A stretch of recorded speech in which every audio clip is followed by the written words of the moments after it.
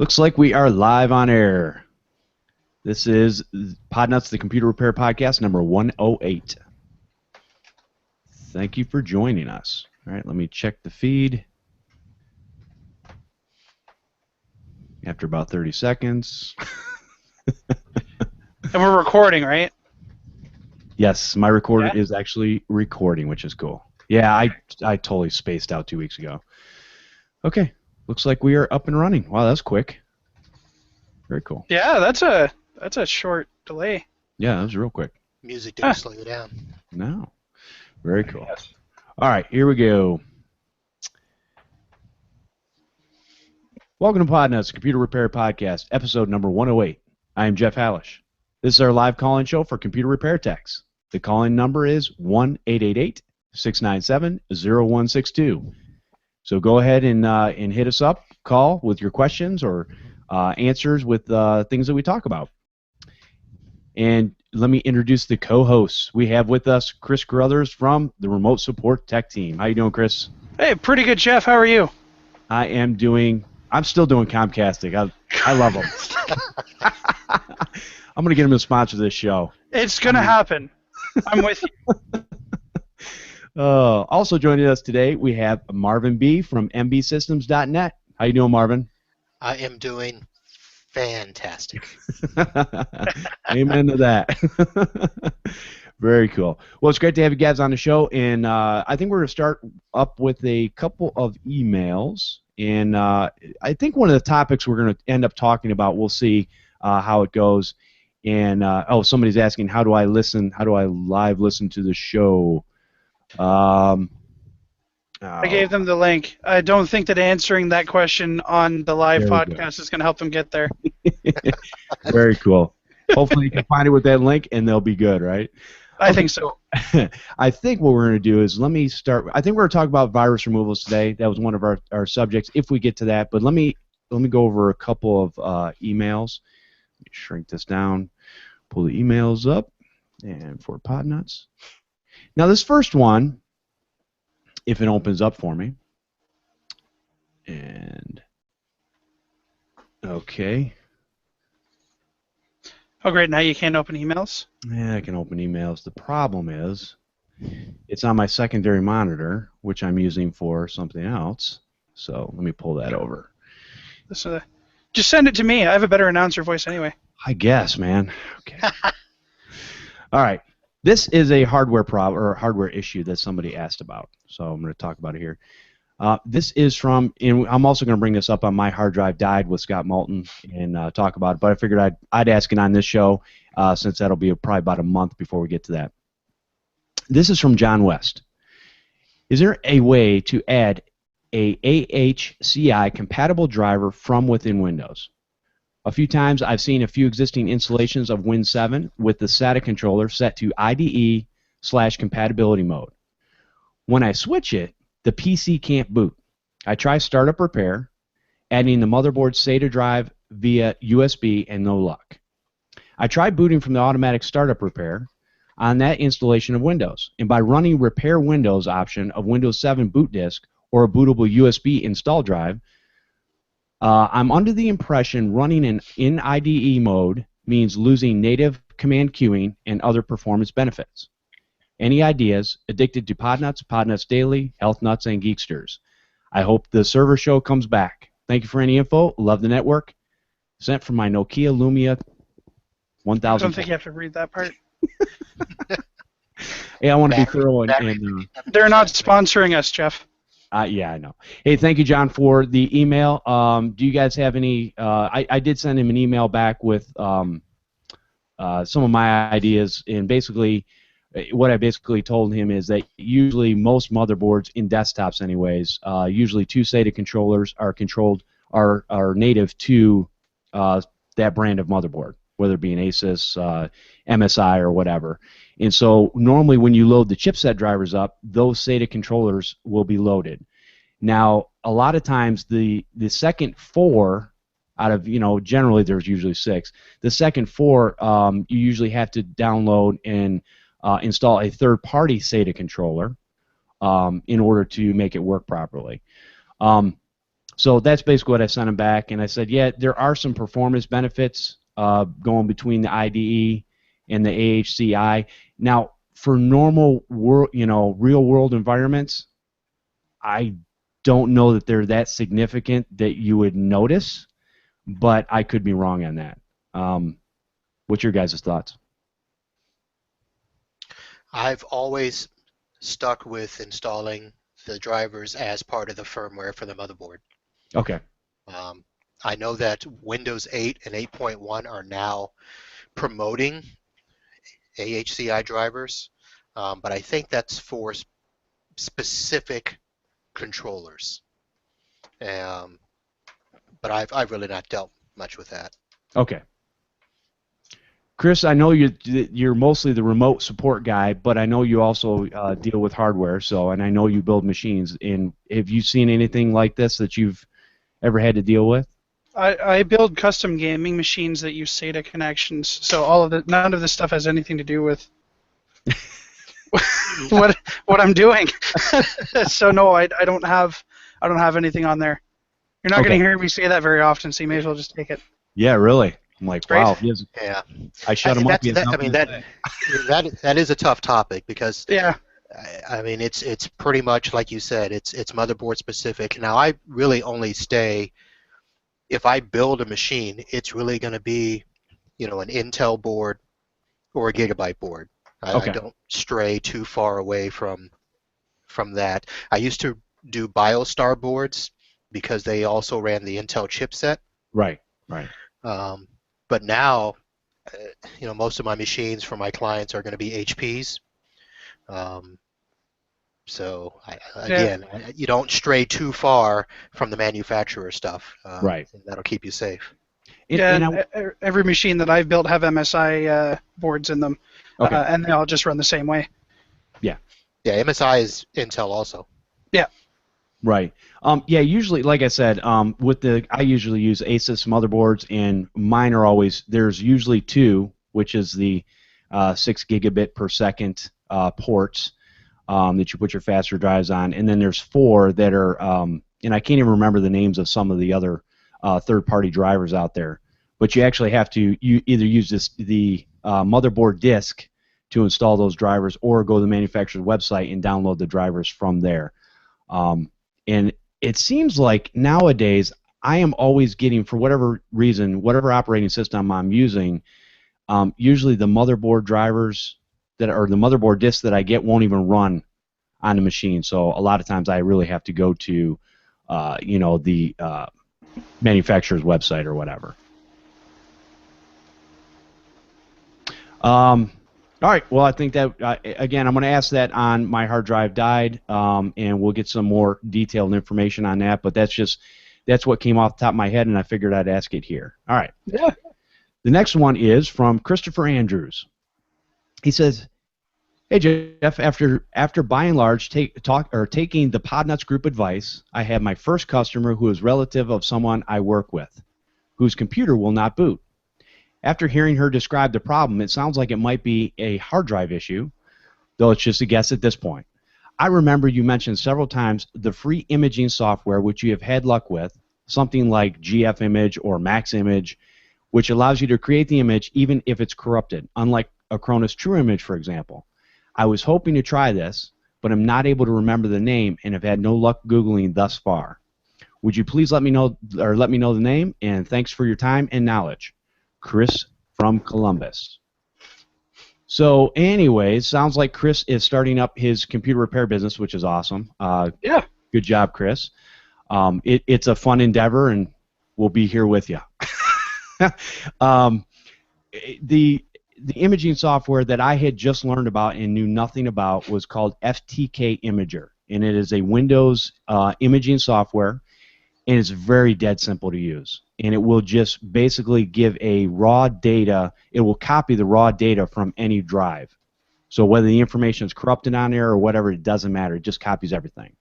And so you can go back in and look at that stuff if you need to, kind of back it up. That's as far as I've gotten. I've used it to image some drives just for safety's sake, but haven't had to use it to restore anything or anything like that at this point. What do you guys use? Well, for cloning drives, I have a hard drive toaster that also has cloning abilities in it. So 90% of the time, if I'm going to clone a drive, I'll use that. Works with both 2.5 and 3.5 drives. I do have two software programs that I use. One's called Partition Assistant, which is I use it mainly for changing partition sizes and stuff like that. And then as part of a subscription to the active boot disk, that also has partition and imaging software in it as well. They're not free, but they do have that in there. The last free one that I used was from ASUS, EASEUS. It was a pretty good one. I haven't used it in quite a while, but that was a good one. Okay. And yeah, I know you, Chris. I think we've talked about this before. You pretty much have used Acronis. Anything else? Clonezilla. If I have to do it outside of like, I actually had a drive that Windows couldn't boot, and I wanted to back it up first. The partition was fine, so I used Clonezilla to do that outside of the OS. Okay, great. So, anyways, there's a couple things that you can look at, and a couple things you can use. But yeah, FTK Imager was one that was told to me by Scott Moulton of myharddrivedied.com, and basically it's one that I looked into. I'm gonna have to check into that Doc Martin or Marvin. Sorry about that. Because now when you use that to clone, does that thing clone no matter what's wrong with the drive? Sometimes. Okay. It's basically a mirror. Okay. All right. So it'll copy the drive as is, and I have used that on failing drives where it has worked. Okay. But then there's been some where it hasn't. Gotcha. Because that's what a lot of times when I go to clone a drive using something like Acronis True Image, the problem I'm having is that it's failing. If there's a corruption on the hard drive, it's just failing. Right. It's like 5-10 minutes and it's done. And it's like, nope, can't do it. Now, so I'm like, because a lot of times what I'll try to do is I'll try to get that recovery partition moved over to a new drive. Right. And then just reinstall it in the system, hit the recovery, and go from there. But yeah.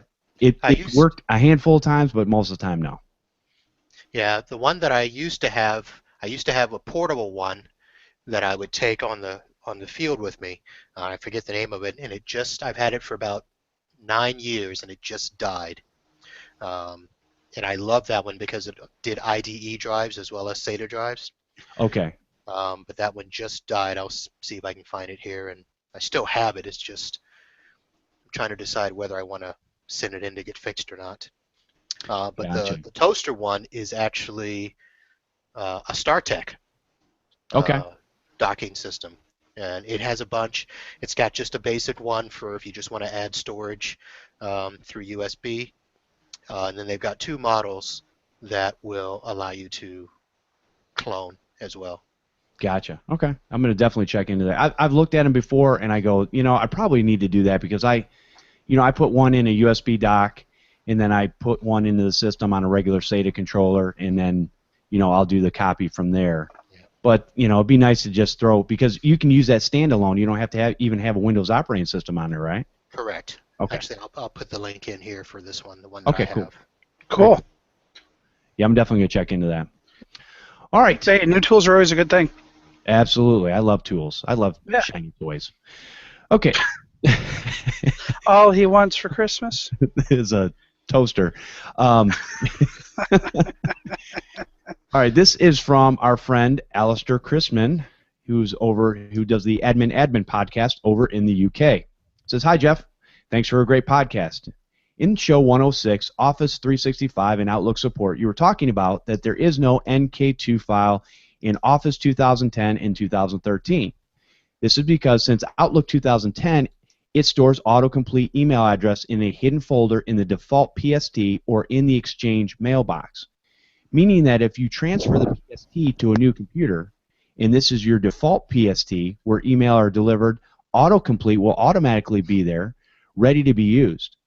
If you're using Exchange or Office 365, or if you have to relocate your Outlook profile or set up a new profile for Outlook on a new computer, the autocomplete address will be already populated and ready to use because it pulls from the hidden folder. Even cooler, if you have to use the Office Web Access autocomplete, it will work here as well, as it is the pull the address from that hidden folder. So it sounds like if you're using the regular PST folder, which you have to have a default PST in Outlook in order to use it. I don't use it that way because I don't even, I hook several email addresses up through Outlook, so they have they're saved on the web. So my main PST file means nothing to me, unfortunately. But that's good to know that the NK2 file is still there, because I will tell you, after redoing my Outlook and having to send emails and stuff all the time, and having to retype everybody's email address that I send emails to on a regular basis, it sucks.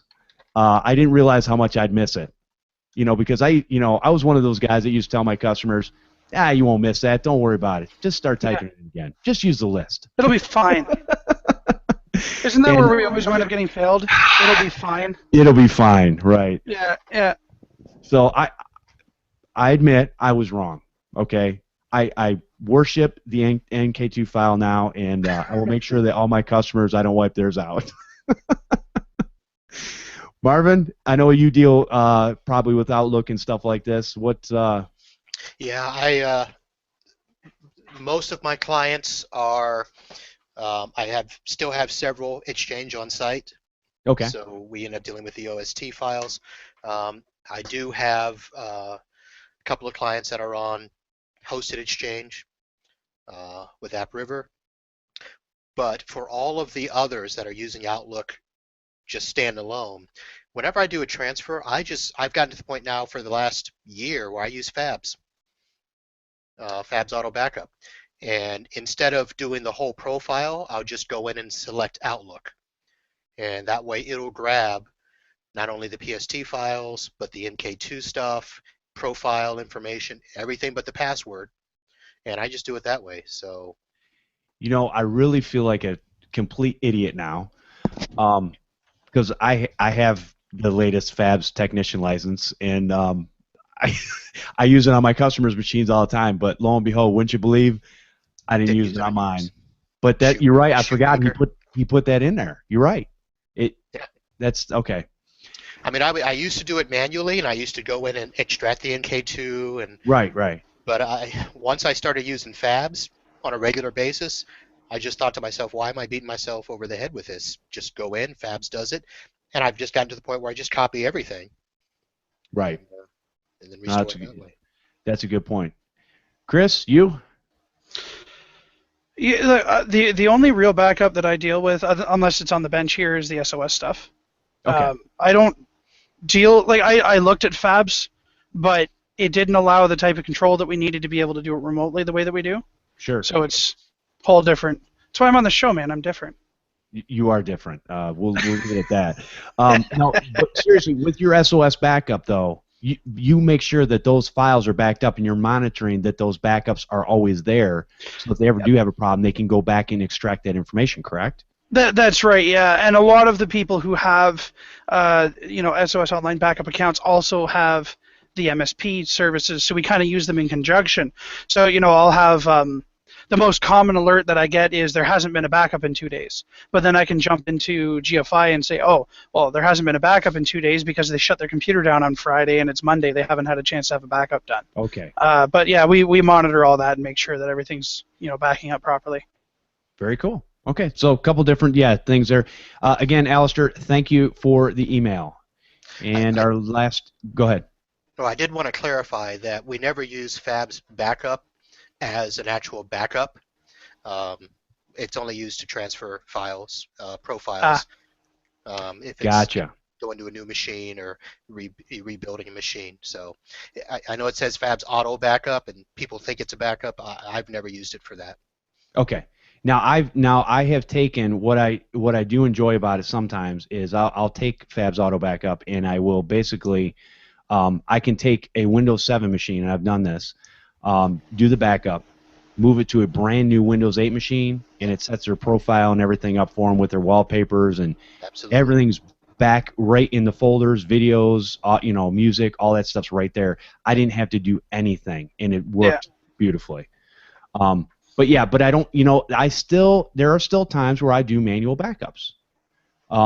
There's still times where I do copy and paste, because if I'm concerned about a drive, I'm always a little concerned to let something chunk away on the hard drive, and maybe that drive fails halfway in between. So what I might do, I'll still use Fabs, but what I'll do is go to Pictures or Documents and copy those 2 file folders first, just to have a secondary backup in case something does happen with the drive. Yeah. That's my rule of thumb. All right. Last email is from Bernie Carlin. It says, "Hey Jeff, my name is Bernie. I'm a relative newcomer to IT contracting, and I'm doing my best to work through your archives on Podnutz Daily and Podnutz.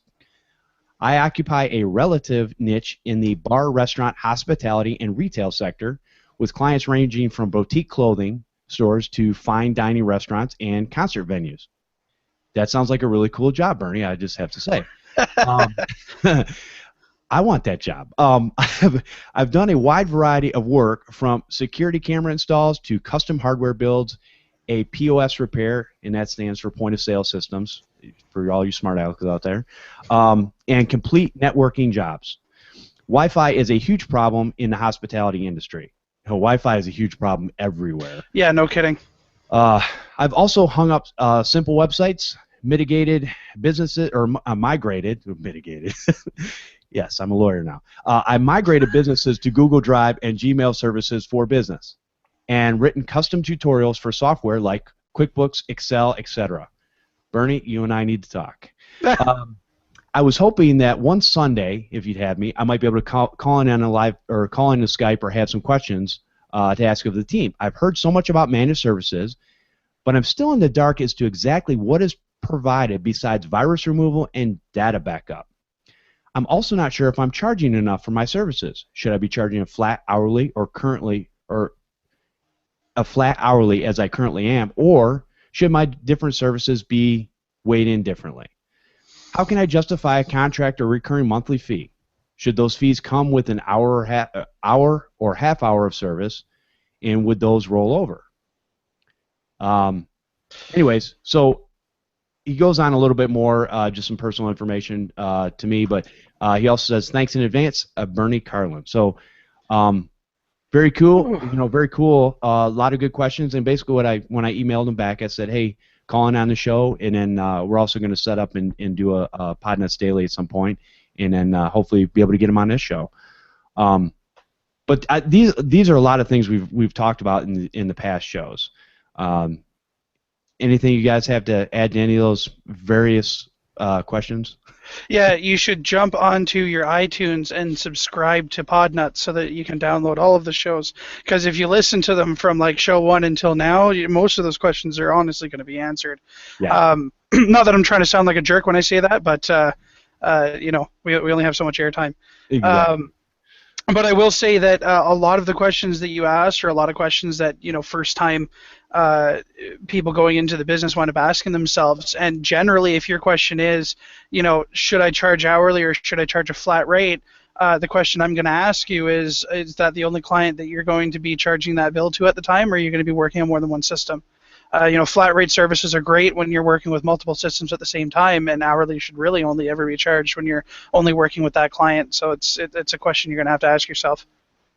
Yeah, and I think in what he's asking too is because I was not on the whole managed services bandwagon, and I'm understanding that basically in order to keep people's computers safe nowadays, you basically have to have some sort of managed service. You have to have something that's monitoring what's going on that person's computer. Or the reality is, right now I'm getting stuff back after about a year. So my virus removal and cleanups and tune-ups are good for about a year, and they're bringing them right back, and they're getting charged again. So, and I think with the hourly rate versus I think Chris really summed it up real well with the difference between the two. And I'll say, if you're not sure, you know what? Try something.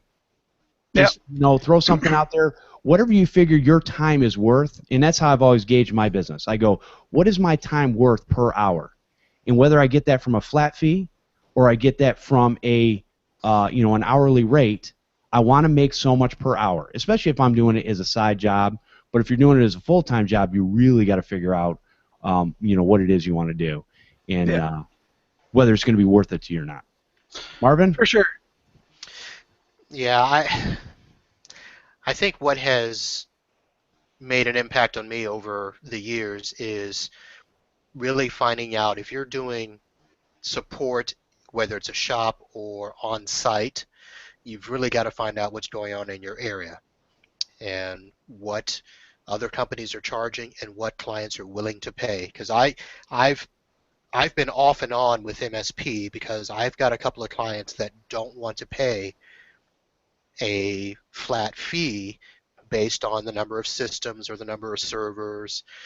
But I think the problem was it was the way it was presented, because they were, they wanted to be charged $75 per month per station, and the customer never saw the value in that.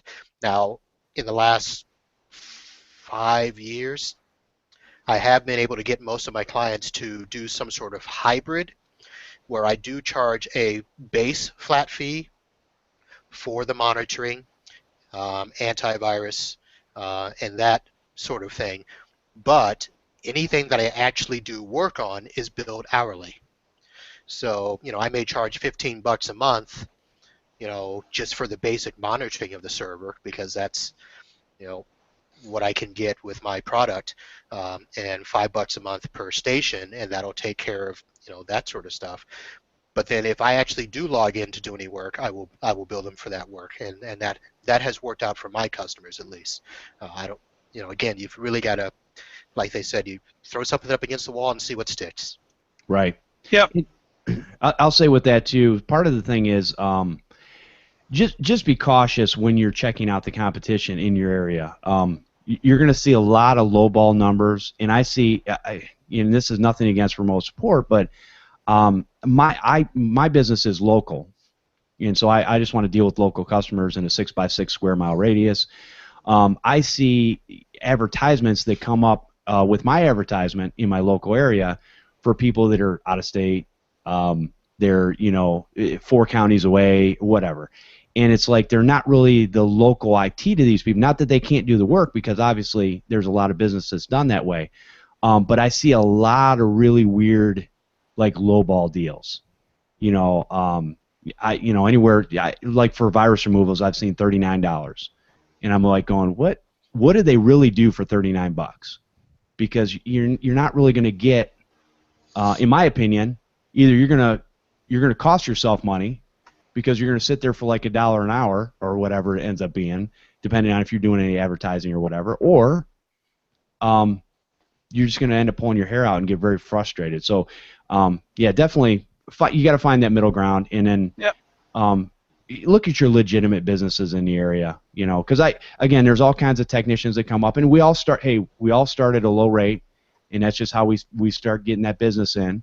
And once we kind of create some credibility with ourselves and say, hey, we actually know what we're doing, and we're going to protect your data, and we're going to do the right things. We're not just going to, wipe and reload and lose all your data, that type of thing. When you start doing stuff like that, and then also you got to put in if you have Best Buys and Staples and different companies that are around there that are doing big box stores that are doing, this type of work, look at what they're charging. Yep. And I always feel good that I'm charging less than they are, but it's higher than either the $25 an hour guy or the $39 virus removal person. You got to look at how they're trying to do their business too, though. Like, I mean, we had to change our $40 is just too low to do something like that. And I mean, we made it work for a year, but it just, once you start adding on, once you start getting the volume that a $40 virus removal is making you money, you can't handle that volume on your own anymore. You have to hire somebody. So now you're not making $40 virus removal anymore, and it just, I agree with you. You got to look at what your competition is doing, but you have to look at legitimate competition, because if you're just looking at the, excuse the term, but pizza techs, it's not going to do you any good in the long term to try to price yourself against them. And I say that, again, the whole Pizza Tech thing. Listen. I understand. Well, not all of us, but I've done it. I started off with friends and family, and I charge them. I did charge them, but I charged them a very, very low rate because I was in the process of learning. But once I started advertising, once I started putting up a website and started doing this legitimately and paying a thing called taxes, which if you're not, all I'm going to say is shame on you. Yeah. And that'll be the end of that. But anyways, once I started doing all those stuff, that's all cost. And so I had to raise my rates in order to make it justifiable. Either that or I was basically working for free. And the government was making a lot of money. They were happy, but I wasn't. So. Right. But hey, Bernie, I appreciate the email and hope that answered some of your questions. And feel free to call in on any Sunday at 4 p.m. Eastern. We'll be here and we'll be happy to answer your questions on the show, and we'll go from there. All right, so that was the end of the emails. Thank you guys for the emails. I really appreciate it. It gives us some information for the show. It lets us, kind of answer some questions on the air.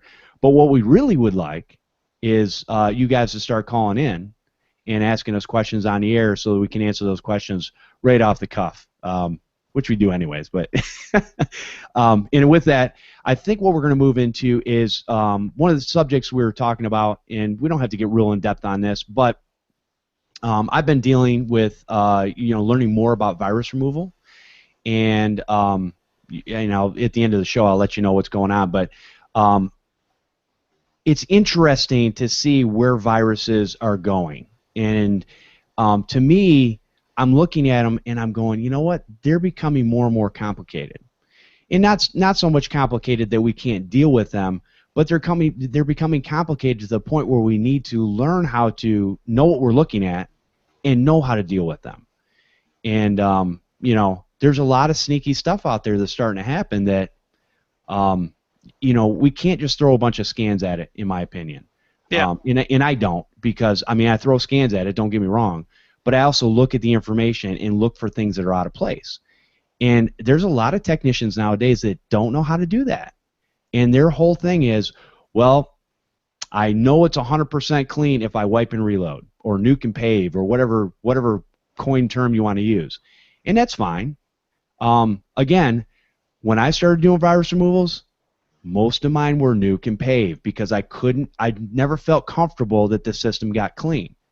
But as I started, doing things over time, I got to a point where I feel comfortable. And like I said, here I can tell you, I've got 2 in the shop right now.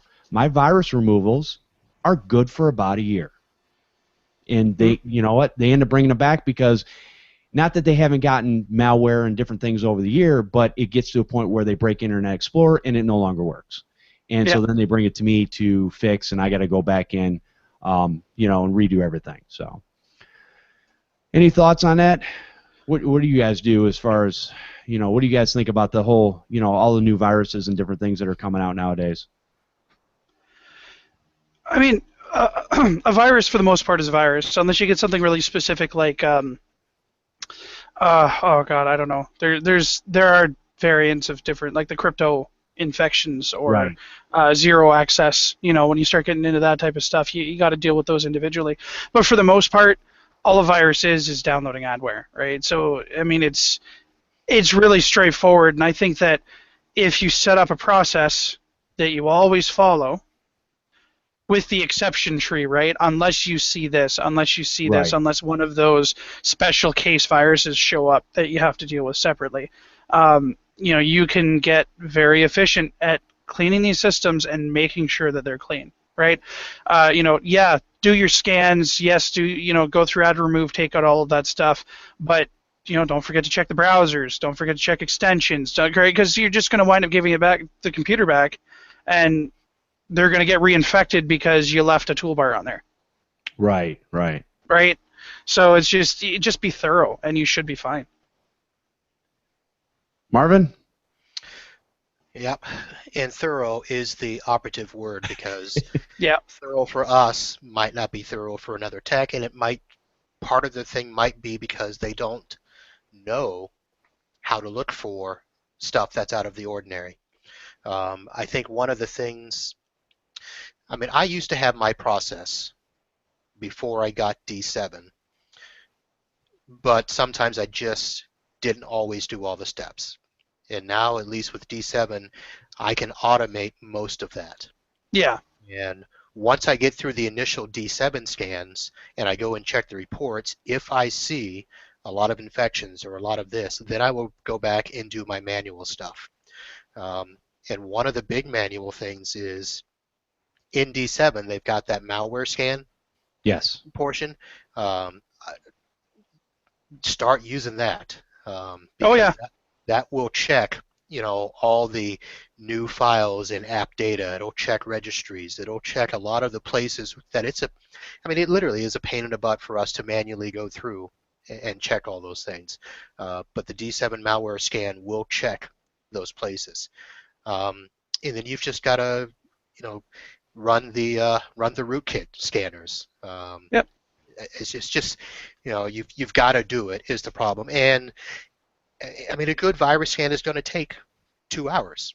And Right. That's what I tell people now. And so when you were talking earlier about the $39 virus removal, not a chance. Not a chance. And I mean, a virus removal can go quickly, and I see where you're coming from. You're basically using the entire malware scan. It sounds like, right, like the whole section. Pretty much, yeah.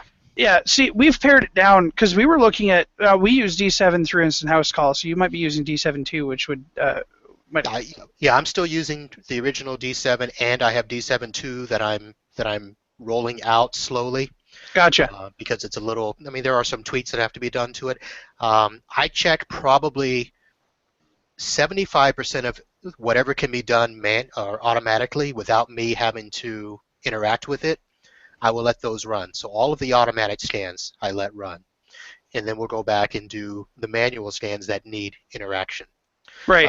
The good thing about D7 2 is that it'll send you an email alert when when it needs attention. Yeah. Right. The problem is I'm usually either on the system remotely right there, or I'm at the machine in front of it. So that's where D7 2 I'm trying to tweak and see how I'm going to use it. I don't foresee myself being away from a machine where I need to wait on an email alert, but I can see where that would come in handy. But yeah, in terms of what I'm doing with D7, yes, I'm running a lot of the automatic stuff, and that will take anywhere from, sometimes as little as 10 minutes.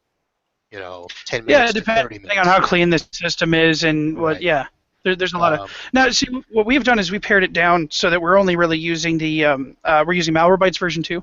Mm-hmm. We're using Hitman Pro, and we're using obviously when D7 starts up, it does that quick check for the zero access, which is amazing. And you see that pop up, and it's like, oh, okay, this is going to take a little bit longer, but we got this. Right. But the process that I've laid out covers everything else. And the Hitman Pro and the Malwarebytes is to make the process faster. And so we've got our process down so that I don't just say 45 minutes anymore, because now we've had some really bad infections that slow the computer and the connection down so much that it takes us longer to send the commands that we're trying to send. But we're now, between 45 minutes and 2 hours for a removal. And that includes taking in the account that I have, Brad doing a lot of the virus removals for me now, which, hey, he does a great job, but I've been doing it a lot longer. I'm faster than he is, so I got to take that into account as well. But even then, only taking up to 2 hours to do a removal is fantastic, but a lot of them are 45 minutes to an hour. Yeah. So, we don't rely on those automatic scans anymore, because by the time Hitman Pro and Malwarebytes version 2 are done, the other scans aren't really finding a whole lot. We'll throw JRT in there sometimes if there's something kooky going on that we can't quite find, but it doesn't happen often. Yeah, I do JRT probably as my first real scan, and then I'll do the Kaspersky TDS killer. I'll do the quick Malwarebytes scan because if that's automated and that gets through cleanly, you're pretty much okay. But you're right. If those are catching everything and pretty much clean, you're not going to find much with the other stuff. But the ADW killer ADW cleaner, and the what is it? The Rogue. I started using the Rogue a while back. The Rogue Killer. Oh yes. Okay. Yep. Okay, yeah. But one of the things I found is I've been using auto runs a lot more, just to find out what stuff is starting up that a lot of these programs are missing. Yeah. I was gonna say the other thing. Yeah, the other thing I really started. I had no clue, and I'll have to put a link to it. But there is a video on YouTube from Mark Rasinovich, and that if you want a guy that knows about the back end, front end of operating systems, that's the guy. And very, very intelligent man. He was doing it was an hour and a half show, I think, one of the TED Talks, and he was showing his Process Explorer from sysinternals, which I use Process Explorer instead of the Task Manager all the time. I did not realize the in-depth things that you can do with that thing. I'm able to look at that thing now, and I'm noticing when I go to kill something and it pops back up, I'm like, ooh, something's not right there, And you're able to do the the virus total scan, and it lets you know as soon as it looks at it, hey, this is 81 out of 100. Antivirus programs are finding this as malicious or whatever. Things that are in there that I'm just like going, and you can look at it. I can look at Process Explorer now the way I have it set up in less than a couple minutes, and absolutely have a much better idea of what I'm looking at in the system and what's actually operating. And these are just the things I'm learning, because if you can start looking at those tools and see the things that are running and see what's going on, I mean, that's going to make your process that much quicker. Yeah. So let me. There's a couple of questions in the chat room. Yeah, you're slacking. I'm slacking on that. I'm sorry. Rob from Ohio, he asks, after you guys do a virus cleanup, what AV do you currently like, presuming customer doesn't want to go on an MSP? And I will answer that by saying most of the time customers don't want to pay for antivirus. I end up taking their free 60-day trial off and putting on Microsoft Security Essentials, or in Windows 8, it's Windows Defender is already loaded. I just make sure that it is up and running and updated. Anyone else? Yeah, I really push hard to tell people not to use a free antivirus, and even if they're not going to use the managed service plan, which, quite frankly, I usually wind up upgrading them to that anyway. But those that don't, I tell them, like, buy something. Buy Malwarebytes, buy Norton if you have to. Like, I shudder a little bit when they make that decision, but get something that's paid, because the free software is not going to protect you the same way that the paid software is. And I know that you and I have had that argument a few times about Microsoft Security Essentials, and I'm going to maintain that when the manufacturer of the software says, hey, you should really buy something, but here's something in case you just don't want to, I'm not going to trust them to keep their stuff up to date fast enough. So yeah, I don't like free. No, and that's perfectly understandable. The counter to that is not really a counter, but so much the point of a lot of people, they're just not going. They are not going to pay for something, or they can't. And at that point, you have to move them to something. And you're absolutely right. You probably should push them to either an MSP, a managed service, or you should push them to something paid for. I'm not going to say. Real-world testing, this is just my real-world testing, and what I've seen, I don't see a difference for the most part. Now, not to say that there aren't certain things that pop up that maybe some catch them quicker than others, but to me it's no different than hard drives.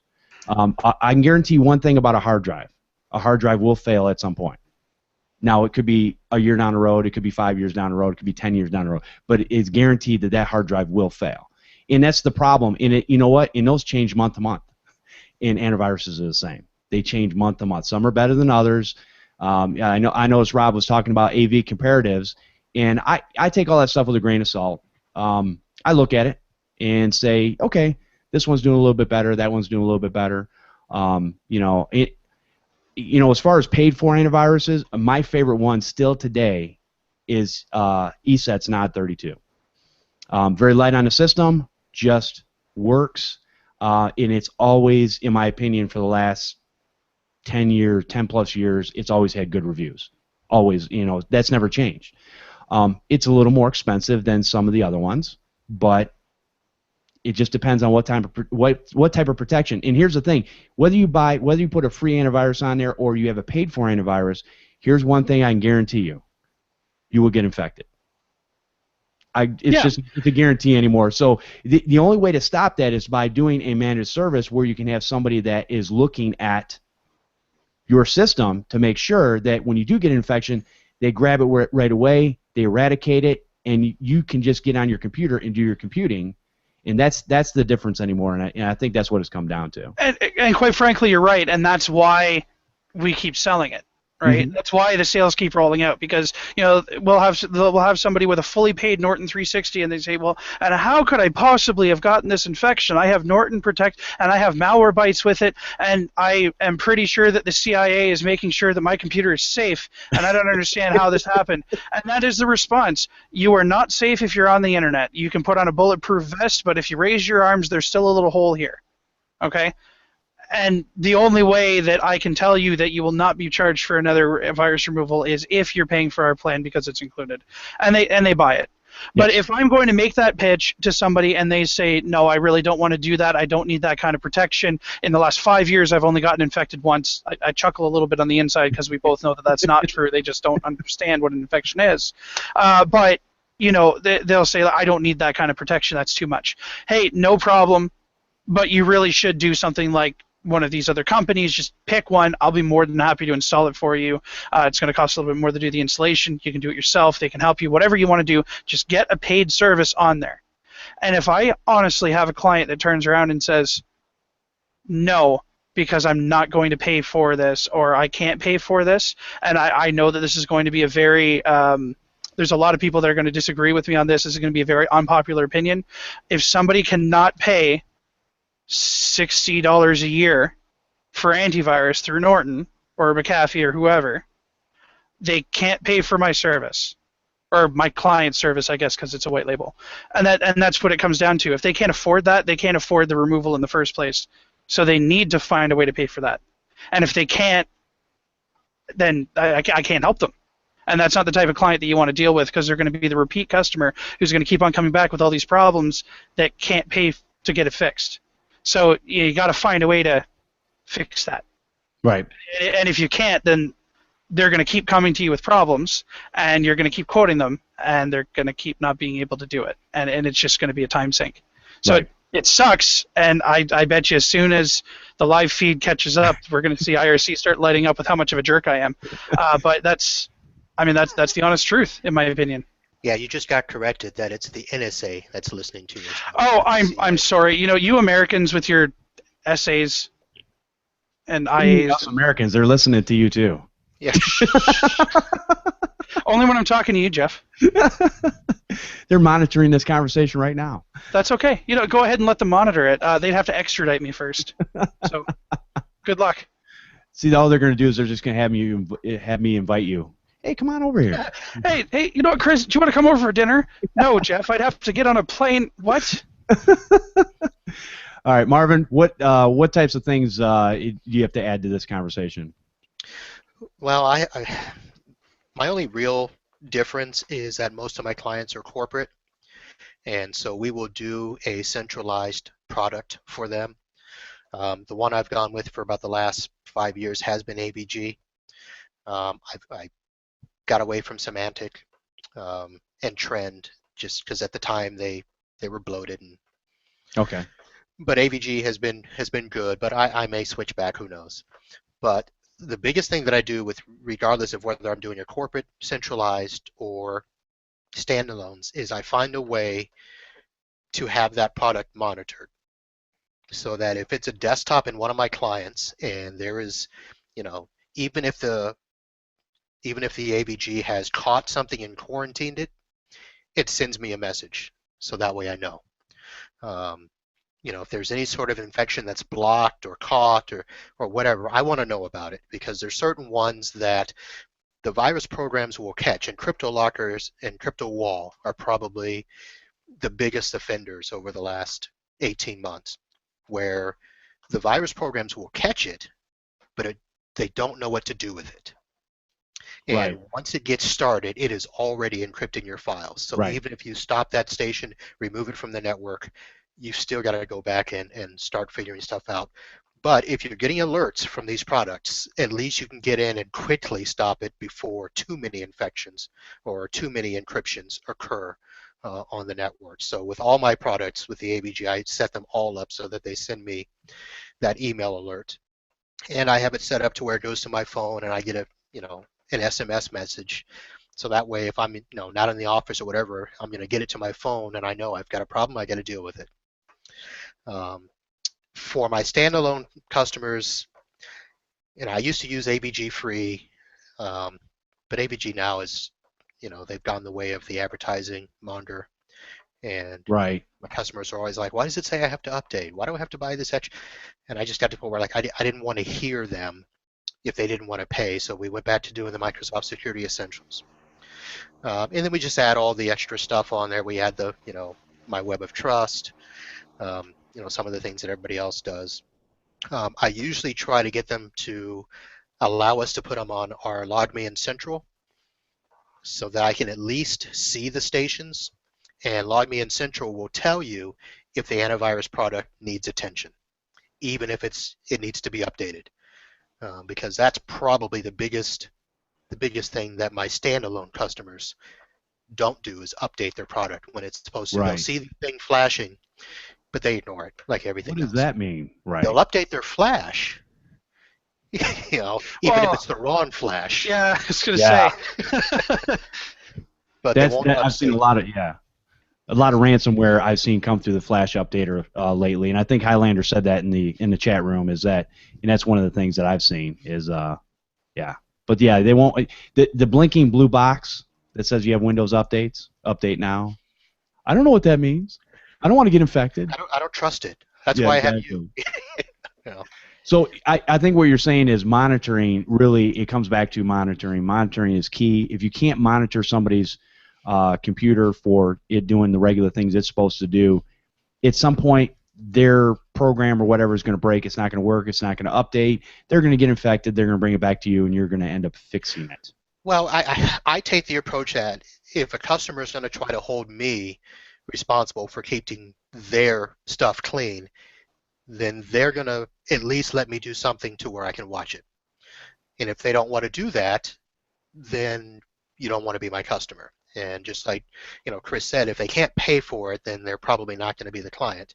And that's really the way it is. I'll be firing a client at the end of the year because they're a pain in the butt when it comes to paying, because they always want me to justify, well, why am I paying you for this, and why are we doing this? And Right. you know what? It's and I try to go to some examples of, do you have an alarm on your house?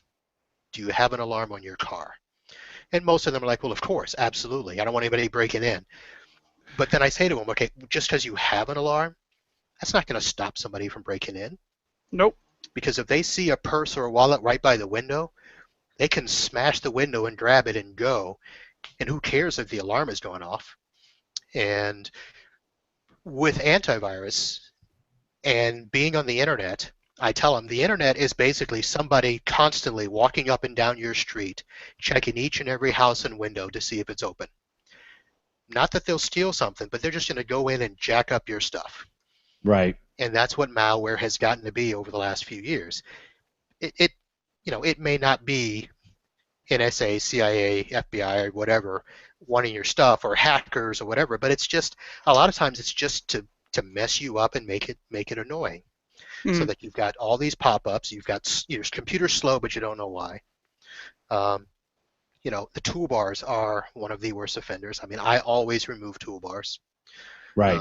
And especially, I probably get away with it a lot more in the corporate arena, because I can always have the owners of the company back me up and say, look, don't be doing anything to mess up our business. Yeah. Most of them are attorneys, so they know if I've got to go clean up a system, that's a couple of hours that somebody is not billing. And if it's an attorney, they are all over that attorney. They expect it every now and then. They expect it every now and then from staff, but not an attorney. So we can always lock down those stations. But But I just tell people, look, like you are not safe on the internet. They are always checking for something. So even if you have protection, at some point there's going to be an open window. Somebody's getting in. Well, and, a lot of people don't understand that malware is actually a $10 billion B with a B, $1 billion a year industry. And if you have something that's maybe it's not messing up your computer at the time, here's what I tell people. I say, listen, here's what it's like. I said, number one, all this malware and stuff is normally bad, sloppy code. But if you only have one or two pieces on there that are phoning back home and using your computer as a botnet to send out spam and different things, and you don't realize it, eventually what happens is when you get 5, 6, 7, 8, 10, 12, 20 on there, they're fighting with each other, and the code's written so badly that it ends up crashing your system or locking Internet Explorer out. Because really, the object of the malware writers is to get on your system and stay silent, so you don't mess with it. Because as soon as you stop that malware infection, you stop the money train. That's it. Yep. So they don't want that to happen, but so many people are doing it that's what screws up the systems. So malware writers, don't get smart and just you all collaborate together and you only pick certain portions of the world. But that's exactly it too. And with the exception of the the adware, where obviously their money is coming from the ads being displayed on your computer, a good virus is one that you don't know is there, and customers don't understand that until it happens, right? And I think one of the better examples that I can think of is there was a client and they were infected at some point with something, the programs that it was installing was going back to 2012. Right. So they've potentially been infected for 3 years and had no idea until when I click on Internet Explorer it takes 10 minutes to load now. Right. And that's why I'm calling. My Internet Explorer is slow. And it's like, but look at this. You have Conduit. You have all these ad pop-ups. How long has it been like that? Oh, I don't know, a year? Right. It's always the same. People are. Right? I tell them they're never infected. You didn't just get infected a couple days ago when you decided to bring your computer to me. You were infected for the last at least year, 6 months to a year, I would say. Yep. So, but it's so hard. It's so hard to convince them of that, and that's the thing is that you need to convince them that no, listen, this is not the type of thing. This is not normal.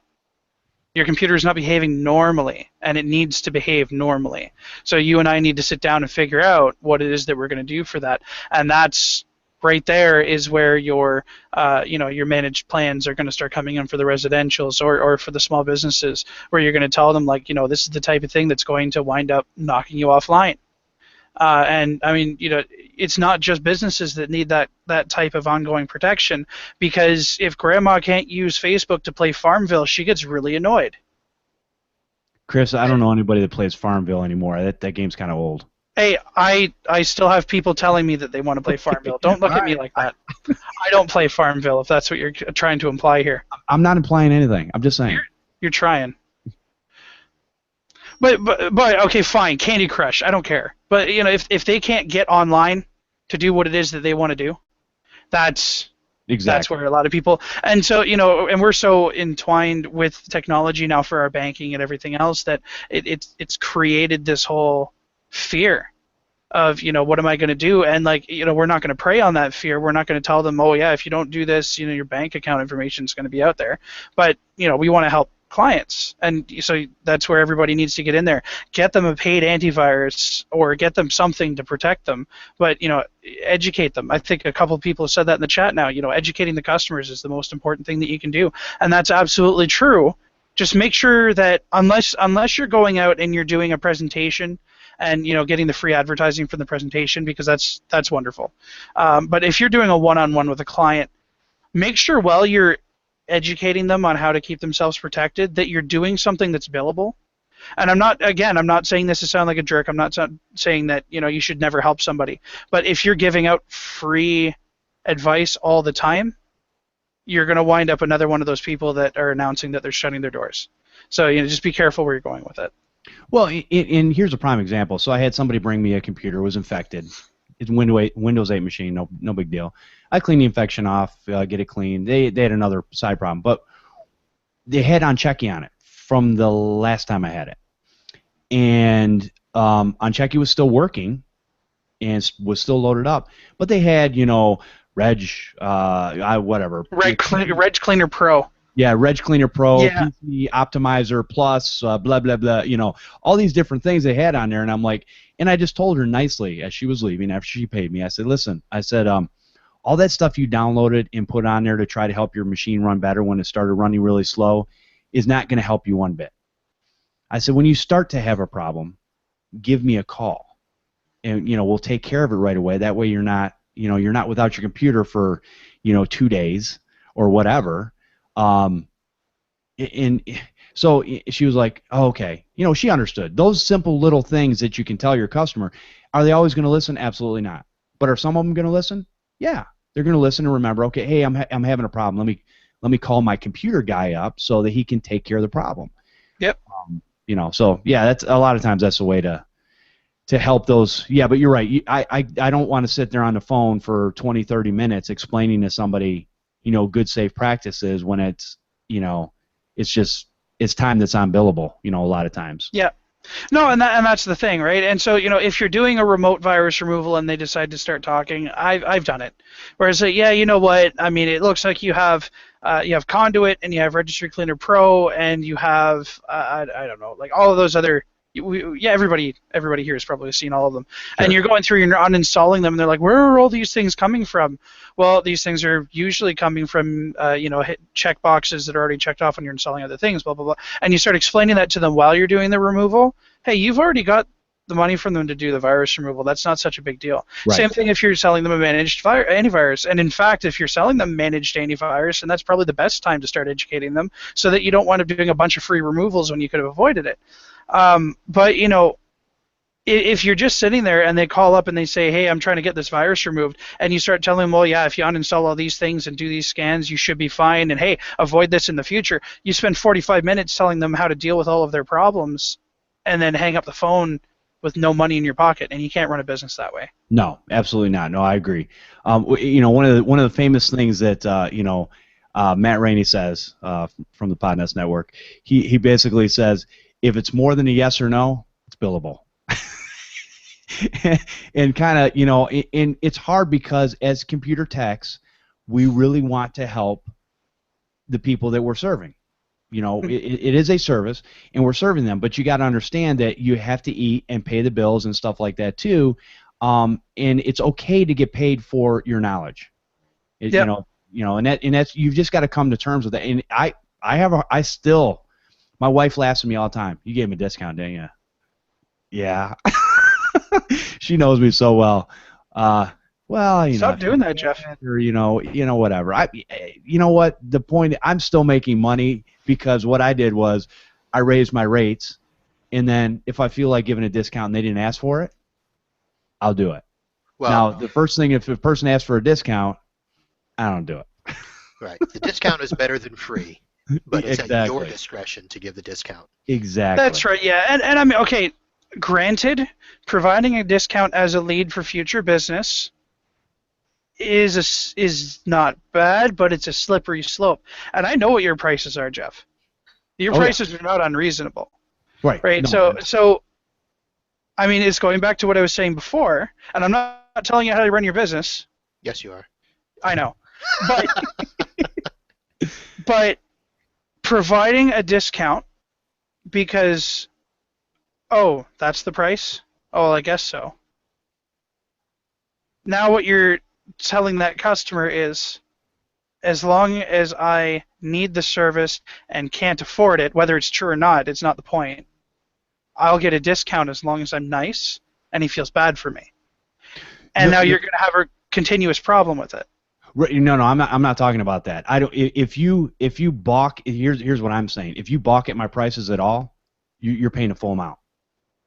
There's no ifs, ands, or buts. I lay out the price. What I do is when I'm doing the actual invoice, if I go, oh, hey, hey, they're serving in the military. Hey, this is a pretty big ticket item. Let me cut them a little break, stuff like that. And here's the key to this, and this is why I don't feel as bad about doing it anymore, is I put the full amount of what I normally charge, and then I put a discount for, well, whatever. Could be a student discount, military discount, stuff like that. So that I can get behind. If you have military discounts, police force discounts, firefighters, EMTs, students, right? If you're providing groups with discounts, absolutely, that's advertising. That's all that is all of the discounts that you're providing them. It just put it in the advertising bill. That's what it's there for. Right, but I'm talking about general. I thought you meant general discounts, like if you just felt like giving somebody a discount because, I don't know, they need to dye their hair and that's the only way they can afford it or something. No, I stopped doing that. Because I changed my business to where if you can't afford my prices, then not to be mean, but I can't work with you because again, it takes time away from my family, takes time away from my the other things that I do, and I need to get paid accordingly. You're paying me for my expertise, and I'm looking for. I'm telling you right now, I have people that, they're on a fixed income, and they still pay my rates, no problem. Yep, absolutely, because they value the service. I also am thinking that my Canadianisms are rubbing off on you with that. I don't want to be mean, but at the beginning of your sentence there. What'd I say? Take off. Take off, Hoser. Hey, that's offensive. Sorry. That's our word. I don't even know what man. it means. Oh, I don't know what it means. I'm Canadian. It came from a movie, I think. I'm not 100% sure. Yes, it did. Yes, it did. Very classic movie. So, Marvin, what do you have to add? Anything? No, it's pretty much all the same. When I was getting to when you guys were talking about the pricing and stuff, I mean, it's always going to be a touchy subject with us, and Sure. IT, unless you're in the corporate world and you're working directly for a company and you're getting a salary, for some reason, people always look at us as, one of those service industries as, well, why does it cost that much? And you just, for some reason, we have to justify it.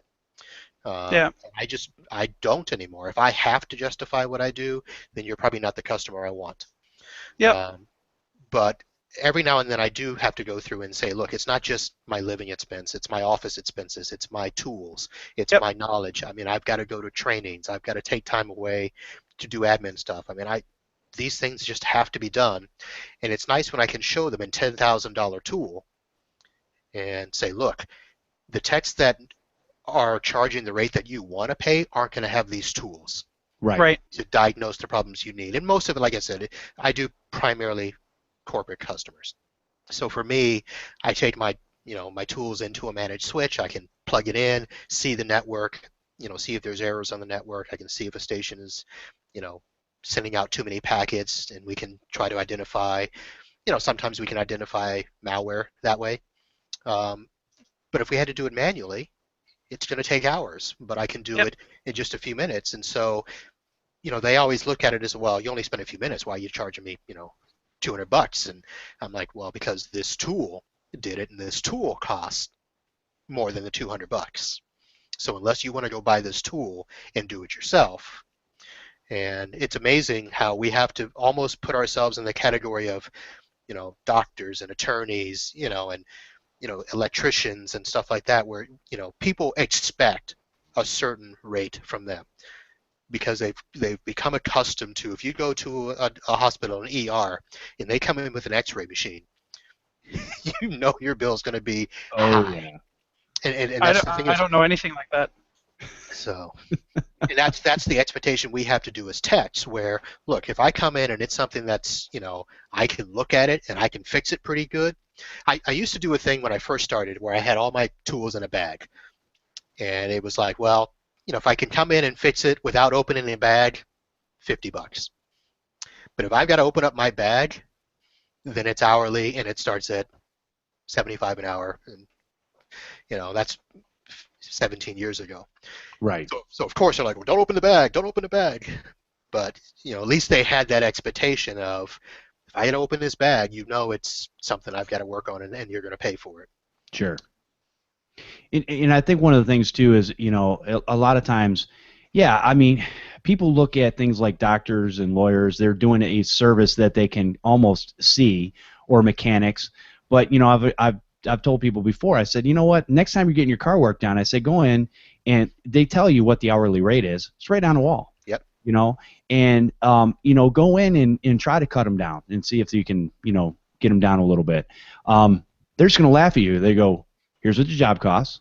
It's 2 hours in the book. Here's my hourly rate. Here's what the part costs. Here's the total. Do you want to do it or not? Yeah. And people look at that and they go, well, I got to have my car to drive around. Well, that's fine. You do have to have your car to drive around.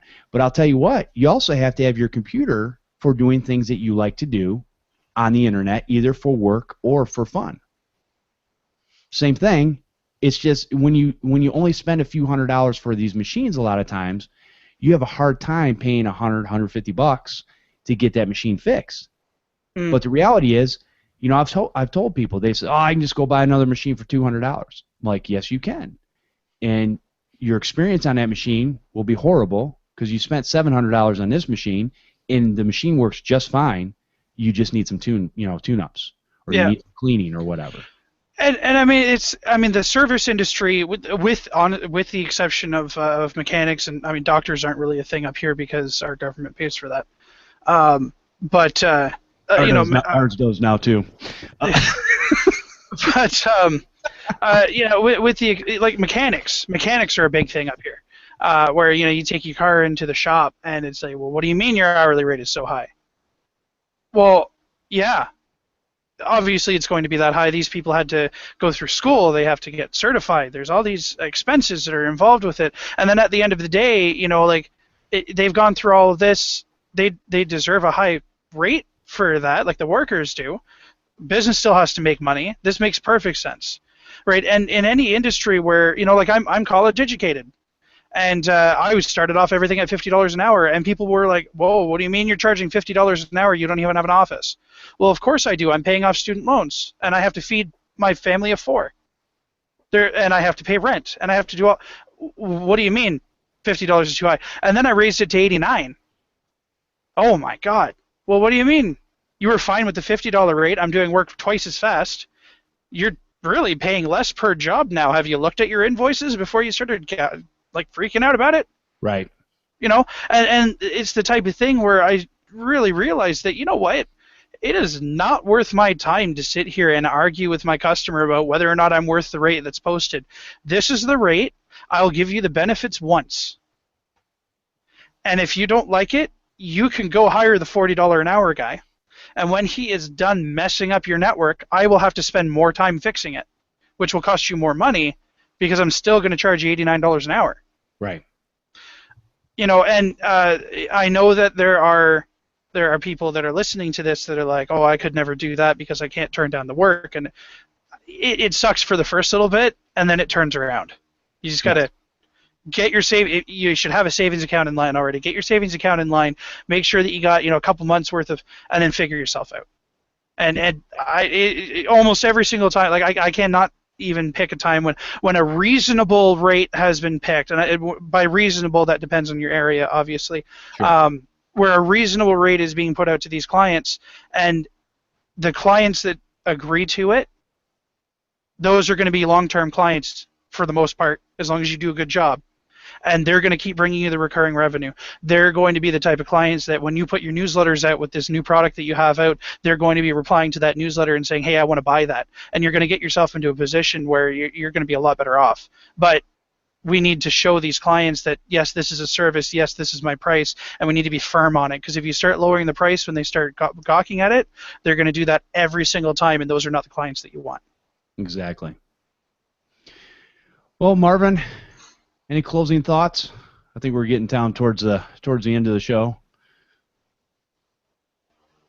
Oh, I think we lost Marvin. Oh, we can't hear Marvin. Can't hear Marvin. Head to the left. Just muted. Oh, there he is. I just wanted to get back to one of the thoughts that you started with as to virus removal and cleanup versus nuke and pave.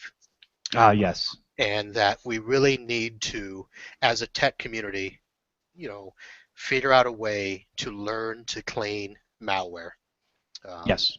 Because I will do everything I can not to nuke and pave a machine. Now that's not to say I never do it, because I do. I probably nuke and pave one machine a year, although I have done 2 in the last 2 months. I was going to say mine's a little higher than that for some reason, but yeah, not much. No, you're right. Just a few machines a year. But if I get to a point where I've reached that 4-hour mark, then I got to call the customer and say, look, this is going to cost you way too much money for me to keep trying to clean this, and we can do a backup, restore it, and then put your stuff back on. But that's the nuke and pave argument. It's been around for a long time. I mean, think about it. Back in the Chris, you won't remember this, but back in the 80s. Hey, he's not wrong. We used to wipe our machine every year. At the end of the year, I would always back up my stuff, wipe my machine, reload it, and put my stuff back on. Now, the difference was back then it took like 30 minutes to do that. Right. Can't do that now every year. So. Well, yeah, but that's because back then you subscribed to a service so that you would have all of the updates sent to you on floppy. So I'm not. Yeah, and. So I'm not really going to... Wait a minute. Anybody in your demographic, Chris, is going to go, what's a floppy? Oh, well, that's not fair. I know what floppies are. The 5 1/4 or the 3 1/2? That's right. I've seen both. Doesn't mean that I've used... Actually, I had an old Commodore that I used to play video games on every once in a while, and we had the codes written on the sleeve of the disc. Okay. Yeah, so I know what those are. Let's not count me out just yet. The 2 5 and I used to have 2 5 1/4 inch drives on my Commodore. Nice. Where I would copy games illegally. You had some money to do that. Yeah. See, you were the rich kid on the block. It sounds like, huh? I was in the military. I was not rich by any means. That's just where I spent my money. The best was to put the 20 gig hard card in the computer. Oh, yep. I think I had a 15-inch. No, maybe it was a 13-inch. I can't remember. It might have been a 13-inch CRT or something like that with that Commodore. Yeah, it was something else. At least we're not using punch cards. Well, that's true. That's true. Well, yeah, and I think a lot of these. I think we've kind of covered a lot of different things, and just what's going on in the industry, and my whole take on this is I believe as a technician you need to constantly educate yourself. Yes. I don't want to ever be the technician that's caught in the I've been doing this for the last couple of years like this, and there's not a better way to do it. And I'm not going to say that you always change your process. Maybe you tweak your process because you can find out how to do something quicker and easier. And that's where I'm at. I want to learn.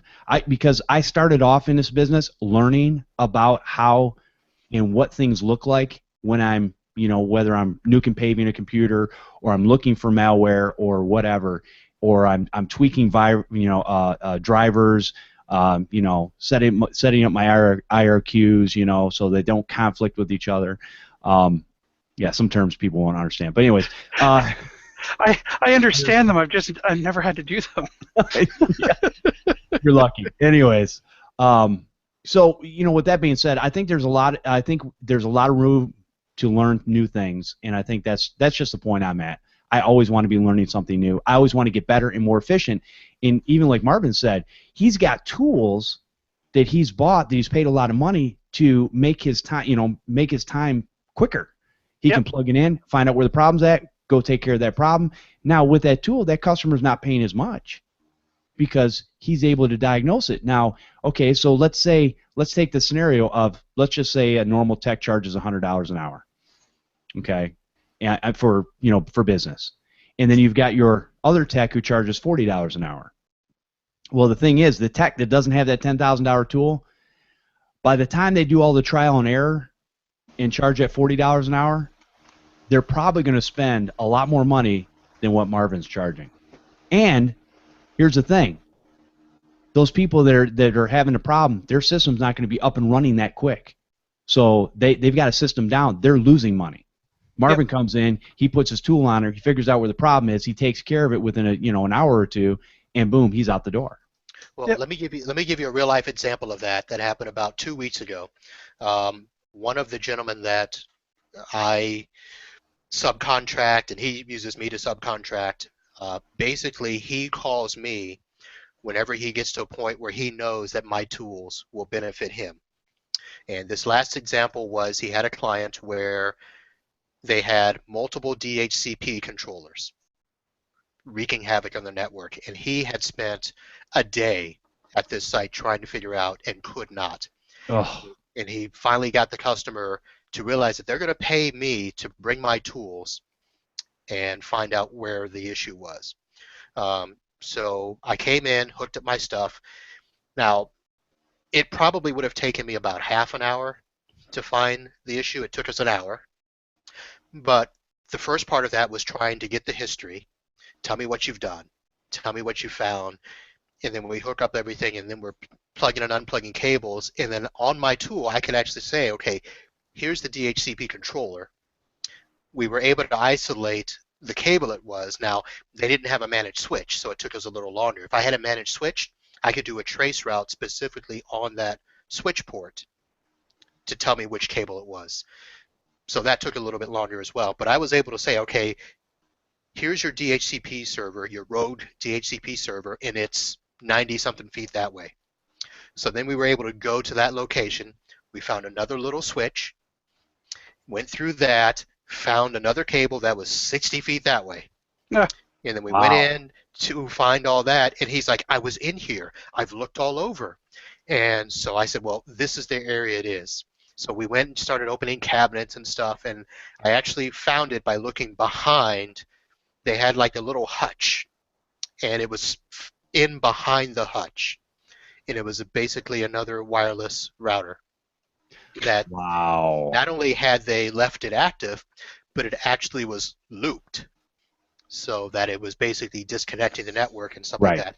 So, I mean, I don't know, if he was there the full day, the day before, but it was so nice, on his part that he could say, look, let me call somebody who's got the right tools to help us. And they paid. I came in, found it, boom, I was done. In and out for an hour. And, I charged the full rate because Sure. Yeah. I was there because of the tool, not Right. because of me. So That's good. Yeah. But and you should, right? And it's going back to obviously not nearly at the same scale, but I went from $50 an hour to $89 an hour, and if I'm spending a half an hour doing something that used to take me an hour, the customer's getting the benefit of that. Well, it's the same thing with you. If you're charging this rate and these other guys are charging this rate, and you're going to do in an hour what they tried to do in 5, I mean, where's the complaint? And this is what the clients don't understand, and that's what I think that at some point there's going to be some sort of an organization that's going to really push this out there where service industry people need money too, because without that kind of public awareness, that's where we're going to hit our walls. And that, I mean, isn't that why a lot of people are switching to business clients instead of residential? Because they don't have that wall anymore. Residential clients, you can get a lot more of them. You can make good money on residential clients, but you hear all these repair shops that are closing shop because people don't want to pay the rates. Right. Good point. Well, fellas, I think we have exhausted a lot of things, and we could probably go on for another hour at least talking about this stuff. But we'll come back next week and continue some of this, and then hopefully get some more emails and different things in. Marvin, where can people find you at? What's the best way to contact you? All right. Well, I'm in the chat here as MB Systems Inc. My website is mbsystems.net, and my email address is marvin@mbsystems.net. Very cool. Thank you, sir. And Chris, where can people find you at? All right, so you can find me by going on our website, www.rstechteam.com. You can email me, info@rstechteam.com. You can find me on Technibble, which is at carcomp, CARRCOMP. And just going to do a little plug on this here. We actually ran out of the 10% off coupons for the QuickBooks Online. They went very quickly. QuickBooks has decided to give me an unlimited number of coupons. So if you would like a 10% off coupon for QuickBooks Online for your own use or for your client's use, sign up for our newsletter. and I will be more than happy to provide that to you. Very cool. And yeah, we'll have that link in the show notes. You guys can get signed up for that. And Chris has always got good information out there. He's constantly working on. Okay, I want to let you guys know one of the things we were talking about virus. The reason I'm talking about virus removals from this show is I want you to. I've talked to Ken Dwight, the virus doctor, and he is going to do a free 2-part webinar on advanced virus removal techniques for the Podnutz community. This is next year, but I want to give enough lead time to get people involved. February 4th and 11th at 7 p.m. Eastern Standard Time. Okay, so he's going to come out, and it's over 2 weeks. I think those are Wednesdays. He's going to give some great information, and even if you're just remotely interested in what he's talking about, I guarantee you're going to walk away with 1 or 2 things that are going to help you in your thought process of doing virus removals. Again, I encourage people not to get stuck in their ways and to look at other avenues to make your process better. Listen to what he's got to say. Again, each webinar will be about 45 minutes, and then he leaves about 15 minutes at the end that you can ask questions if you want, which I think is really cool. You can ask him whatever's on your mind, and he'll answer those in the chat for the webinar. And as soon as I get the link for that, I will definitely put that up and let you guys know. So keep your eyes peeled. You guys can also find me on the Google Plus at Jeffery Halash or Twitter at TechNutPC. And if you want to leave a voicemail, you can call the 1-888-697-0162. And if you are a computer repair tech and would like to be a guest on Podnutz Daily, please email me at podnutzdaily@podnutz.com. And if you guys would like to feature your product or service on this show, email me at podnutz@podnutz.com. If you guys could leave us a rating and review over on iTunes, that would be very helpful. I'd like to see some new information up there. You guys can also help support the Podnutz Network the next time you're shopping at Amazon.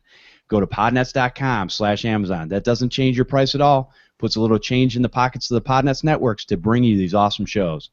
And I want to thank everyone for listening and subscribing to the show. We'll see you next time on Podnutz, the Computer Repair Podcast. All right. Very cool. With or without music, we're still going to dance, Jeff. You still do a little dance? Wait a minute. Raise the roof. Oh, wait. Hey, ho. Okay, that is showing some age. I'm sorry, I was listening to that on, I can't even remember what music service, but my new phone, every time I hit my Bluetooth button to start it up, it starts the music player, and whatever music I've got in there, it just starts playing randomly. So I get some weird things out there. But anyways. Oh, Jeff. Bunch of remixes my brother did with our old cassette tapes with our breakdancing music on it. Anyways, long story. I was a child of the 80s. Anyways, well, I was really a child of the 70s and was a teenager of the 80s, I guess. Both of you. Oh, man. So, yeah, I'm going to take, along those lines, I'm going to take Ken's, he does an 8-hour webinar, and I'm going to go ahead and take that. And because I'm very interested. 8-hour webinar? Yes, he does a 2-hour free webinar, basically. Yeah. But his full webinar, his paid for webinar, is 8 hours. Oh. Yeah. But it's pretty intense. I mean, the 2-hour one is just the basics, but the 8-hour one, he goes through the tools extensively. Yes. And helps people understand how to use them, how to find the malware, the rootkits especially. It is well worth it for somebody, especially for somebody just starting out. If you're going to learn and you want to learn the right way, it's well worth the investment, even if you have to pay for the full workshop to do it. Yeah. Yep. And he'll, if you go to the free webinar, he does offer us a discount. So there's a really nice discount, which I was amazed at. So yeah, that information will definitely be up and coming. And it's one of those things. Continue your education because again, well, just check out I don't want to give too much information away, but check out his webinar. It's free. As soon as I get the link for the webinar, early next year. You guys will be able to sign up for it, and just listen in. And I tried to get it later in the evening. We were talking about times, and hopefully that'll work for. It's mostly I look at the East Coast time, but hopefully it's late enough in the day that it even goes over to the West Coast, that people can either take time out of their shop, or people's days are done in their shops, or at work during that time. So hopefully that'll help out. Anything else going on with you guys? Anything new and exciting? No. I mean, QuickBooks is keeping me busy. Okay. I mean, just a lot of people took advantage of that 10% off deal. Good. So between that and the ridiculous number of virus removals that we're doing lately, which I guess 'tis the season. I don't know. Yeah. I've got 3 sitting here right now that are chunking away. I don't. Right? Yeah. It's like. Cyber Monday helps a lot. How so? Yeah. Oh, because people are surfing. The new computers? No, everybody wanted to surfing. shop. Yeah, Oh, exactly. I guess Shopping, so. putting in credit cards and yeah. That's the one day that my clients will say, hey, we need you to open up shopping. Because for the rest of the year, shopping is one of those categories that's blocked, except for the office manager who needs to order supplies and all that stuff. But really, people are at work shopping? Shame on them. Yeah. Wow. Well, you know what? If the managers are going to improve it, why not? Shopping, World Cup. There's a couple of other things that you just know that those are the days. Halloween, so they can upload and send Halloween pics from each office. Remember, I've got two clients that have multiple offices, so they've got 6 and 7 offices, and so they send all that stuff back and forth. So those are the days that we open up that stuff so they can do that. Wow. And you charge for that, right? That's part of their hybrid package. Gotcha. No, that's fair. They pay. Sonic Wall is part of my monthly charge for them, so it's my Sonic Wall package. Very cool. Yeah, hopefully during this holiday season here, towards the end of the month, I'm going to get back into some video game play. Right, Chris? Chris is like, I might not have time. I know. That's the thing, and you know what? And the worst part is that I haven't even. Oh man, I'm gonna nerd out for a second. I'm only at level 94 on my priest, which is my main character on WoW, which is sad because I should be level 100 by now, and I just haven't had time to do it. Dude, that's nerdy. Just in the point of you're not level 94. I mean, that's a lot of grinding. That's not 4 levels in the course of almost a month. Come on, Jeff. Well, how long have you had the account or that character? Since I 16. So just a couple years then. 8 years, Jeff. It's been 8 years. 8 years. So how long that game's been out? Seriously? 8 years? It's been out a lot longer than that. Okay. Yeah, and it was out since before I could get a prepaid credit card to do it. Okay. And then So are you playing Cookie Jam, Dragon City, Farm Hero Saga? Farm Hero Saga? Oh man, that sounds like it's up my alley. Candy Crush Saga? Oh my gosh. These are all the things that I'm downgrading the Facebook Fantastic to just Facebook. There you go. I'm getting asked to play all these games, and I'm like, I do not have time.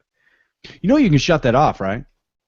Just the games? Yeah, you can shut off the notification for the games. And I can't remember if there's there used to be an all-in-one button that you could click in the settings. I think what ended up happening was part of that, and part of when people would ask me, I would block just that game, so I'd never get a notification from anybody again.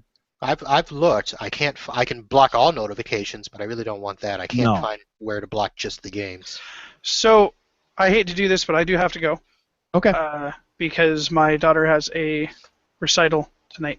You just didn't like the games we were talking about. Yeah. That's what it is. It's got down to Candy Crush, and that's it. I'm done. And that was it. No dragons or goblins or anything else. I'm done. Whatever, guys. All right, Bubba. Next week. All right. Yep. Have a good one, Chris. Thank you. Guys. All right, Bye. have a good one. See ya. Yeah. So you took the webinar then? I took the 2-hour one, Okay, and I recommended the full version to another tech gotcha. who was just starting out, and he took the 8-hour and loved it. Okay. Yeah, there's a lot of information, you know, and even with that, I think if there's just a couple things that you pull away from that to make you better. I'm telling you, that hour and a half video I watched from Mark Rasinovich was just like eye-opening. I'm like going, wow, it's really that simple to look at things and understand what they're doing, how they're doing it, you know, what's messed up, or you know, what malware is taking control of a registry key, and I played around with it even on some of the infected machines, and I'm like, wow, every time I stop that process, it brings it back up, Yeah. you know, because there's usually a buddy process. So, but Well, one of the things, I probably should have brought this up during the show, is when I tell technicians that I talk to, and I talked to a lot years ago because we were actually trying to form a group where we were either going to form a consortium of techs, or we were all going to band together and create a big company. And Okay. we never ended up doing that. But I still get a lot of techs referred to me because I used to employ techs, and so I'd always get, you know, I had techs work for me from 90 to 2000. No, I'm sorry, 2000 to 2012. And one of the things with trying to explain to techs is, you know, I didn't let them use a lot of the tools until they understood how they worked. oh, that's good. And that's just the way it is. I wasn't going to give them the shortcuts as crutches, because if they got through the tools and they ran their stuff and it didn't work, then they were still like, well, what do I do now? Right, exactly. And so I would force my techs to go through and learn everything. And I mean, there's a couple of scenes. There's actually one Star Trek scene that I would use when the techs would, you know, why do I got to do this? Whatever. Yeah. Like, do you remember Star Trek 2 when Captain Kirk wanted to take down the shields of Khan's ship? And they're like, yeah. I'm like, okay. Do you remember why he said that when he was talking to the ensign? And he said, you have to understand how things work to do what we're about to do. And that's what I tell techs, you know. That's good. It's not just that we like to play with computers, we like to fix them and build them. We have to understand how they work. Yes, I agree. Now, it is a pain to try to keep up with it a lot of times. Sure. But that's why one of the reasons that I pick my areas, and I just stick with those areas. I don't try to do other things. I don't try to do websites. I don't try to build residential computers anymore. It's my area is networking, and I specialize in servers, wide area networks, Exchange servers, and that's what I do. And I use techs wherever I can to do the desktop stuff that I can't get to on a regular basis. Right. But just no, that's a good point. Yeah. It's a very good point. Yeah, I think a lot of times as techs are coming up, and we're still live broadcasting as far as the YouTube channel. I just noticed that, and I'm going to get a bunch of Trek key references. But I think it's very, very important for people to know exactly how things work, because without that, all you're doing is going, well, I think this tool will work, and I think this tool is going to do this, or I think this tool is going to do that, and it's like you throw a bunch of tools at something, and either one, you're taking many, many hours that are not billable. Right. And even though we a lot of times we go, oh, all I do is I start the program and I walk away. And it's like, yes, but then you got to come back and you start the next program. You come back and start the next program, and so on and so forth. Unless you're using a tool like D72, which I love that tool. It does take care of a lot of my quick automated tasks. I hit it, set it, forget it, come back. Like you said, email notification or whatever, it's great. So, but I'm, trying to use some of these things. I am really trying to, get to the point where I'm understanding. I'm even weak in the registry area, which is really what I want to learn. How does malware or viruses actually attack the registry? I want to get a better understanding of that. So, yeah, That is a great area to get into. I'm not there yet, but I certainly use D7 and some of the other tools that I've learned. That if they tell me something's in the registry, I go check it. Right. You just got to do it. You got to be comfortable with the registry. You got to know. And one of the other things that I always tell techs is don't just delete registry keys. Right. You've got to back them up. Yeah. Because I don't know how many times I've had to go in after a tech who deleted the wrong key, or something like that, and so they broke something. Yes. And I'll tell you, D7 too. One of my automated tasks, the very first task it does is it makes a registry backup. Yeah. It doesn't take that long to do it. It's very quick. Right. And it's able to to make sure that you get to the point where, hey, if I need to back up, and get into the registry again, I can reinstall it from here. That's because even lately I've had to rewrite registry keys, to get around certain things that Microsoft has done because they blocked a customer out from accessing something, and it's like, and a lot of times you don't really, if you don't know what you're doing in there, man, you can really mess something up. Yeah. Like the whole OS.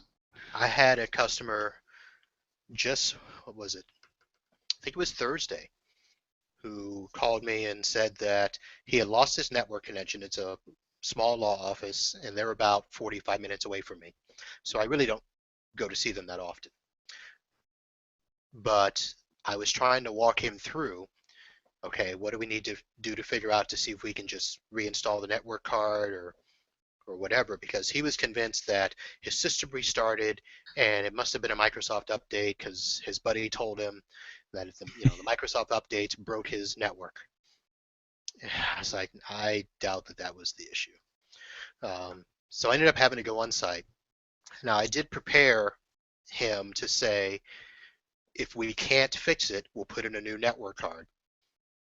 And the system should recognize that one, because I did think, well, maybe his onboard NIC blew, which has happened. Sure, absolutely. Because we tried to go in and scan for hardware changes in Device Manager and restart, and did not recognize it at all. It wasn't one of the unrecognized devices.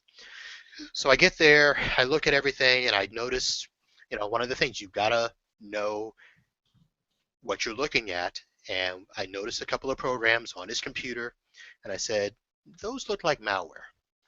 And I said, so let me just run this malware and network cleanup. 15 minutes, network card came back, he was fine. So it was basically blocking it. Yep. Okay. All right. Now, I don't remember which one it is, but it was something, it was just, you've got to know, because most techs would have probably just thrown in a new network card and been on their way, or put the new network card in, it didn't recognize, and then you'd be scrambling to figure out what's going on. Yeah, exactly. So that went, even if somebody did put in a new card, that's not going to, that would be one of the last resorts that I would resort to. I'm going to see if something's blocking it or if there's a driver messed up or something. I know, okay. Yeah, Advanced System Care from IOBit. Okay, yeah, I've used that.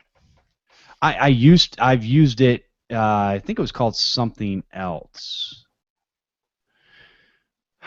System, is this the same? This is not like System Mechanic, is it?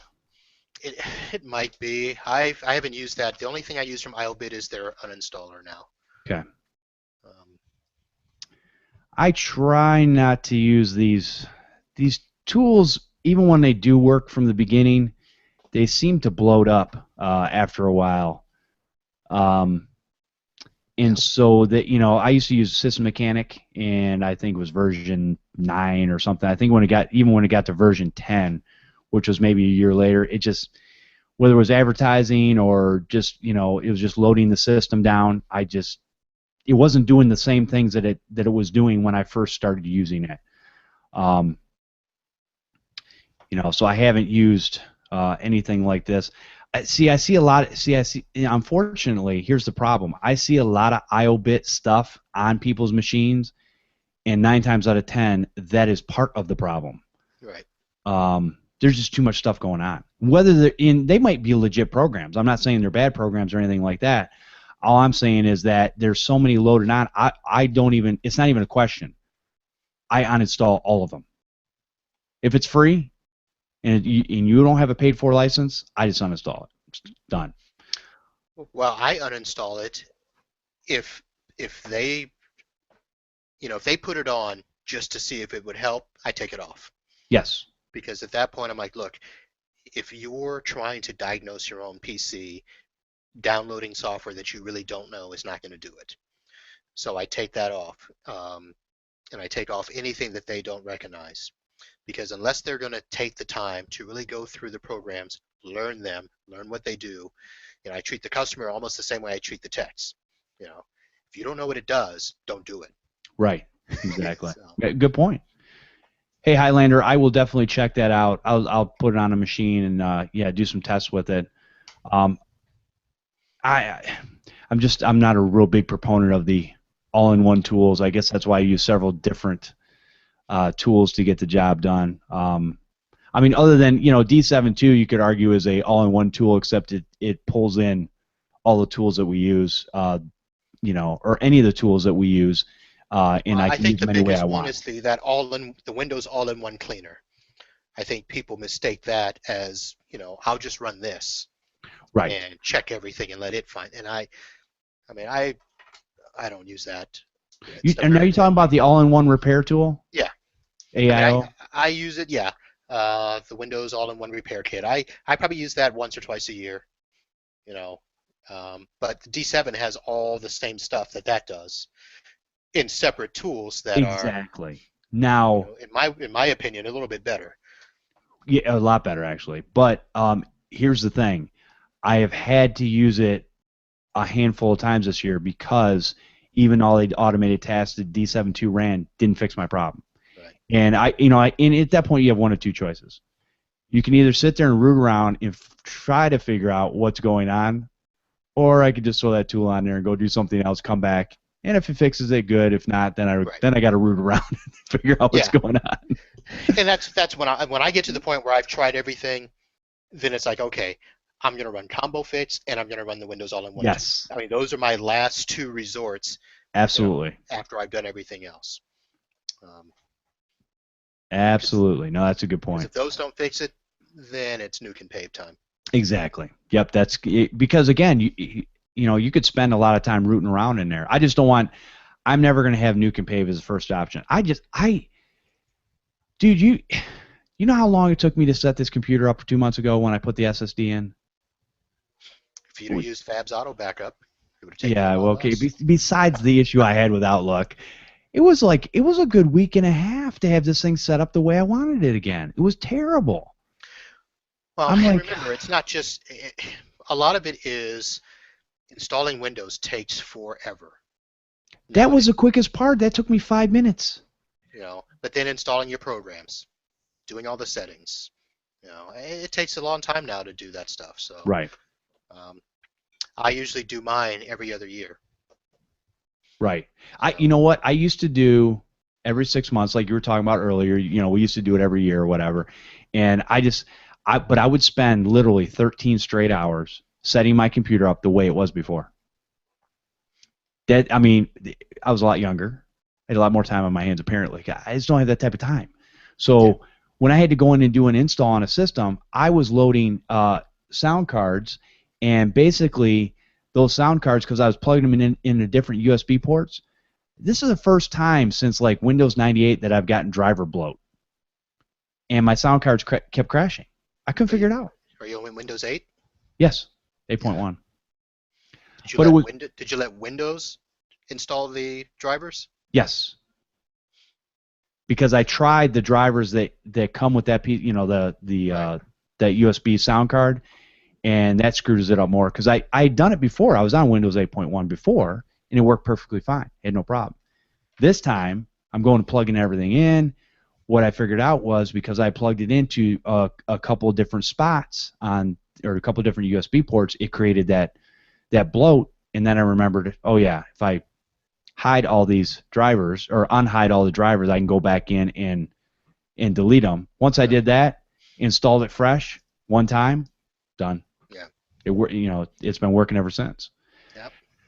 But it's stuff like that that's just very irritating. So very frustrating. Well, I think I'm going to stop the broadcast. I think we've gone, I don't even know how long it's been. It's been a long time. We'll see you guys next week, Sunday at 4 p.m. Eastern, and have a great week. Bye.